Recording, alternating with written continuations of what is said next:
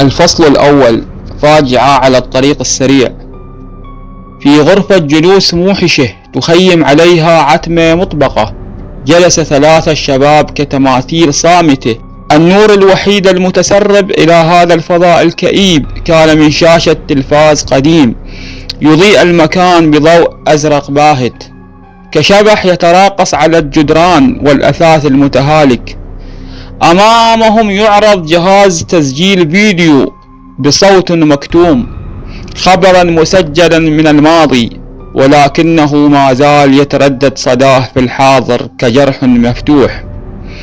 لقطات لجريمة بشعة، العثور على جثتي رجلين بلا رؤوس ملقاتين على قارعة الطريق السريع الممتد بين بغداد وصلاح الدين. كانت الشاشة تعرض صور مؤلمة، تفاصيل الجريمة واضحة على الرغم من قدم التسجيل. الرمال ملطخة بالدماء الداكنة، والملابس الممزقة ملقاة بجانب الجثث المشوهة. وجوه الرجال ال3 كانت متجمدة، تعكس مزيجا من الحزن العميق والغضب المكبوت.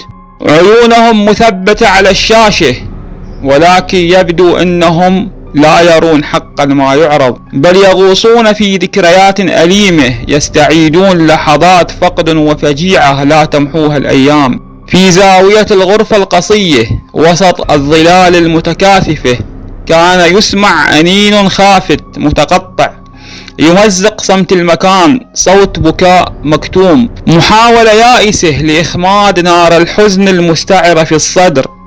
كانت امرأة تجلس هناك، أم مفجوعة يبدو عليها الأسى والفقد العميقين. جسدها النحيل يرتجف بصمت، وروحها تبدو وكأنها قد فارقت عالم الأحياء منذ زمن بعيد. لا أحد يجرؤ على الاقتراب منها أو مواساتها بكلمة. الحزن هنا طاغ، يلف الجميع بعباءته السوداء، ويجعل كل محاولة للمواساة تبدو عبثية وغير مجدية.